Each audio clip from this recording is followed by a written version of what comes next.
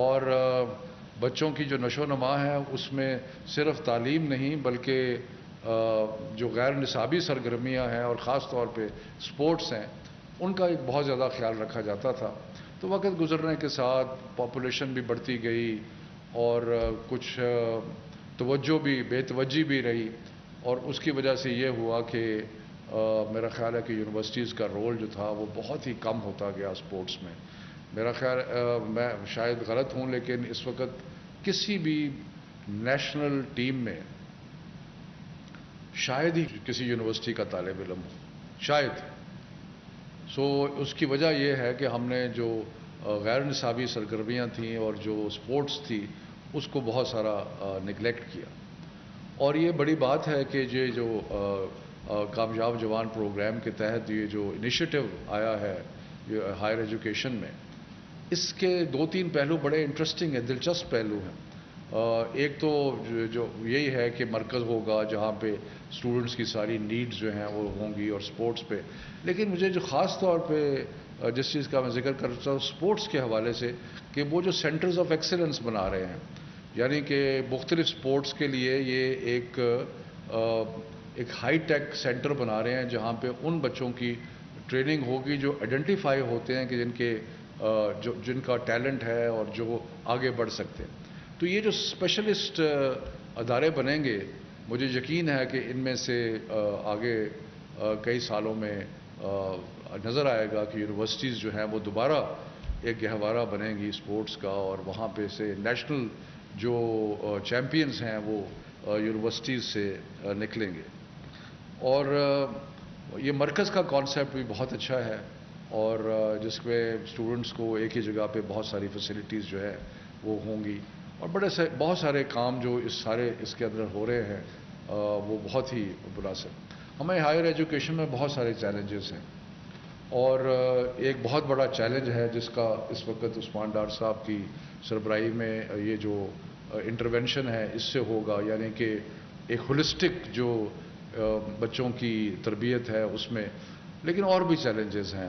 ہمیں کوالٹی کا بہت بڑا چیلنج ہے. ہماری یونیورسٹیاں ہمارا ایکسیس کا چیلنج تو ہم کچھ حد تک میٹ کر رہے ہیں. یہ ہماری خواہش ہے کہ ہائر ایجوکیشن کے ادارے بنیں, لیکن صرف ہائر ایجوکیشن کا ادارہ بنانا کافی نہیں ہوتا. ہم برک اینڈ مارٹر سے یونیورسٹیاں نہیں بنتی.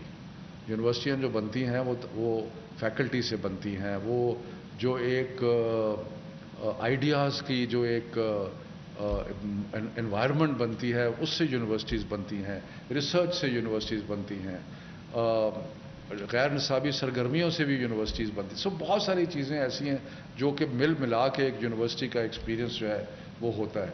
لیکن جب ہم بہت ساری نئی یونیورسٹیز بناتے ہیں, یہ نہیں میں کہنا چاہتا کہ یونیورسٹیز نئی بننی چاہیے, لیکن اس کے ساتھ ساتھ ہمیں اس چیز کا بھی بہت زیادہ خیال رکھنا پڑے گا کہ ہم کوالٹی کو سیکریفائز تو نہیں کر رہے. ہم فیکلٹی ڈیولپمنٹ جو ہے اس پہ اپنا توجہ دے رہے ہیں یا نہیں دے رہے. کیا ہم یہ ساری چیزیں, تو مجھے خوشی ہے کہ ورلڈ بینک کے جو پروجیکٹ کے تحت ہائر ایجوکیشن کمیشن میں among other things national academy of higher education بنی ہے جو کہ فیکلٹی ڈیولپمنٹ اور ان چیزوں میں کرے گی. لیکن میں مختصر صرف یہ کہنا چاہتا ہوں کہ ہم سب کو کوالٹی پہ فوکس کرنا پڑے گا اور وہ کوالٹی جو ہے وہ مختلف چیزوں میں نظر آئے گی. ایجوکیشن کو صدر صاحب آپ تو ماشاءاللہ اس چیز میں بہت ہی دور آپ کی ویژن ہے اور آپ کا مطالعہ بھی بہت ہے اور آپ کو 21ویں صدی کے جتنے تقاضے ہیں ان کے بارے میں بخوبی آپ کو اندازہ ہے اور آپ کو ادراک ہے.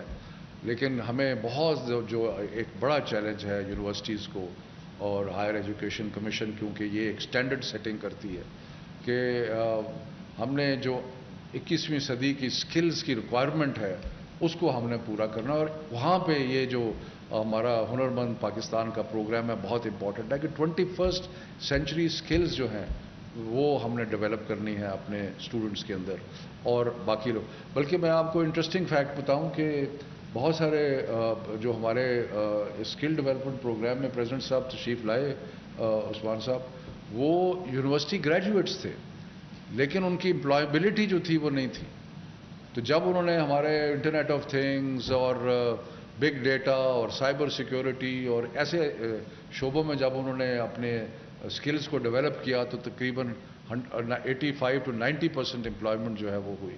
تو یہ ہمارے لیے ایک اور چیلنج ہے کہ ہم اپنی تعلیم جنرلی اسپیکنگ آلسو، یہ تو ایک اسپیشل انٹرونشن ہے، لیکن ہم اپنی تعلیم کے کریکولمز جو ہیں ان پہ نظر دوڑائیں اور نظر دوڑا کے جو 21ویں صدی کی اسکلز ریکوائرڈ ہیں یا جو تعلیم 21ویں صدی میں ہونی چاہیے اس پہ ہم اپنا فوکس جو ہے وہ رکھیں تاکہ بحیثیت قوم ہم کسی طریقے سے بھی پیچھے نہ رہ جائیں.